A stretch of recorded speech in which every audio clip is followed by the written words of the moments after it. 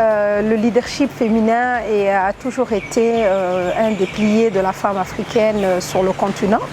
Et c'est une des personnes qui participent à grandes échelles au développement de l'économie nationale, de l'économie de l'Afrique.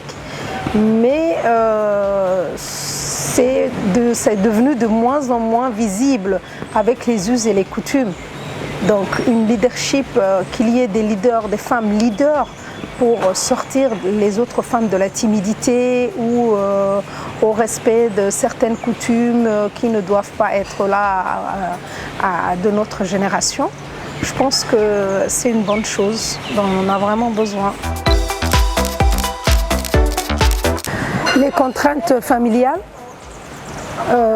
communautaires, sociales, donc elles sont toujours en train de toujours vaincre ou de combattre cette idéologie qui est la femme doit rester à la maison, la femme ne doit pas se montrer plus souvent, ne doit pas parler de ses réalisations, mais aussi d'attendre toujours son mari pour... C'est vrai que je ne suis pas contre ces coutumes ou nos religions, mais il y a toujours une entente avec le mari.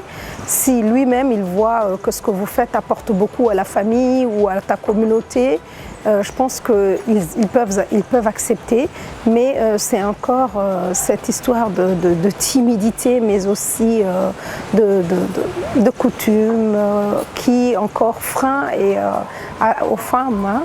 Le leadership féminin est freiné par ça.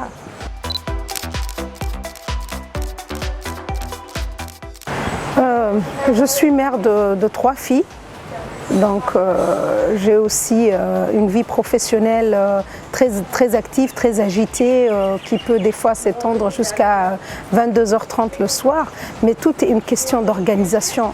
Il suffit de bien s'organiser, bien préparer les choses à l'avance et confier ou déléguer certaines tâches professionnelles comme il se le doit, en formant surtout le personnel avec qui vous travaillez, leur donner les moyens de prendre des décisions en votre absence et surtout expliquer à vos enfants ce que vous êtes en train de faire dehors pour qu'eux aussi ils prennent part de vous accompagner dans tout ce que vous faites. Donc tout est une question d'organisation, de compréhension, mais aussi, à mon avis, il faut cette envie de vouloir faire quelque chose.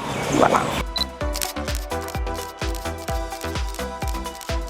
Ce que j'aimerais bien adresser à mes sœurs africaines, leaders ou pas encore leaders, c'est de se faire confiance en soi, l'estime en soi, qu'on est capable d'aller plus loin de là où on est. Donc j'y crois et je m'engage. Donc c'est ça.